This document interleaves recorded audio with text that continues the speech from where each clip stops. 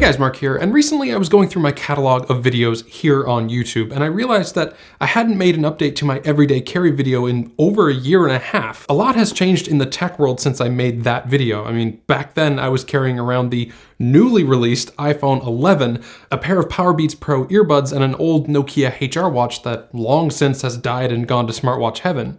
Anyway, the point is, it's time for an update, so now's a great time to do it because there's a bit of a lull in the tech cycle and there's not much else to talk about until the new OnePlus phones come out, most likely next month. The first thing I always carry around with me is my smartwatch, which is the Apple Watch Series 5. I've owned and I've tried out a lot of different Android-based smartwatches like the Diesel On Fade Light, several Galaxy watches, including the newest Galaxy Watch 3, and a few others, but I always keep coming back to the Apple Watch. It's consistently the fastest, most reliable, and most convenient smartwatch on the market, and I really wish that Android Wear or even Samsung's Tizen OS would hurry and catch up so that we can get some decent Apple Watch competitors, but for now, the Apple Watch is the way to go for me. Its workout tracking is fantastic, and the battery life on this Series 5 has been great since the day I unboxed it. Naturally, to go along with the Apple Watch, I carry around an iPhone for work, which is the iPhone 12 mini. I also carry an Android phone for personal use, which we'll get to in just a bit, but the 12 mini is the perfect size for me. It's small enough to carry around as a secondary phone, and since I don't watch any YouTube videos or play any games or anything like that on this phone, the small screen doesn't really bother me at all. I said it in my iPhone 12 mini review, but this is my favorite phone that Apple has ever released. The combination of its tiny size and industrial flat edge design makes it very comfortable to use. To keep it protected while maintaining its small size, I use a case from Pataka made from aramid fiber. It's not going to protect it much from drops, but it should be able to protect it from being scratched up, and as a bonus, it matches the Android phone that I'm currently testing out, which is in my pocket, not over there, the OnePlus 6T. To be clear, this is not my main Android phone that I usually carry every day, but for those of you that watched the first episode of Tech Rewind, you know what's going on here. This is the phone that I'll be reviewing for the second episode of that series where I go back and review flagship phones from the recent past. I figured I'd include it as a little sneak peek of what is to come. Oh, and if you're enjoying this video, maybe consider hitting that subscribe button if you haven't already. I'm trying to hit that big 100K goal within the next couple of months or so, and that would really help me out.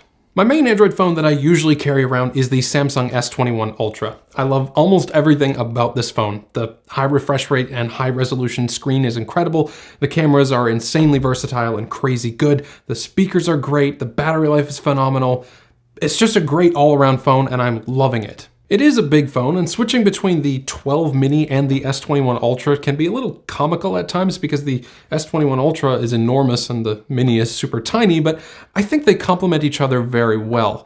The mini is the perfect phone for work, for things like taking phone calls or sending quick messages, and the S21 Ultra is the perfect phone for things like social media and watching TV shows.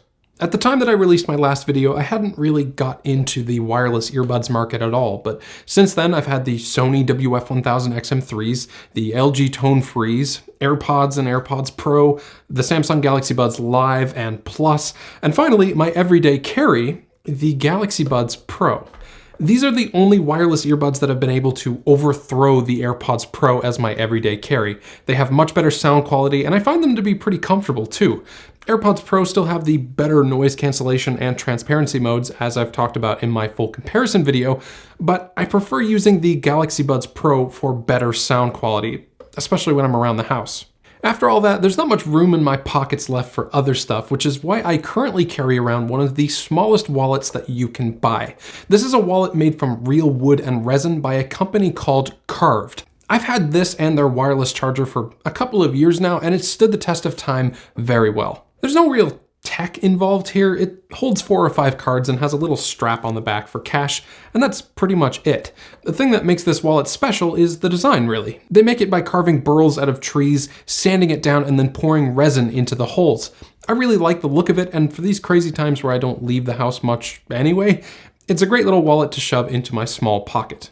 So that's what I carry in my pockets every day, but there are some days that I need to take things home from my office. And for that, I use the bag that I've had for years now, the Gambit by OGIO. It's got a ton of slots for just about everything you need, including a crush-proof pouch for my sunglasses. It seems like they designed this bag with tech people in mind because the patterns on some of the inner pouches have some tech gear plastered all over it, and there's dedicated pouches for things like cables and chargers. The reason I need the bag every now and again is because I like to work from home sometimes, so I carry my M1 MacBook Air with me when I leave the office. The amount of power that the new M1 chip has inside this tiny, thin and light laptop is kinda crazy, and it can almost keep up with my i9 iMac that I use for work every single day. Along with the MacBook, I'll usually bring home my AirPods Max as well so that I can work from home in peace with the insanely good active noise cancellation that these provide. Finally, along with the USB-C MacBook charger, I'll carry my 1TB Samsung T5 SSD, which holds all of the files that I use with Final Cut Pro on my iMac so that I can seamlessly edit from my MacBook Air at home. And that's everything I carry with me. If you like this video, please give it a like and subscribe to support my channel. And as always, have a great day.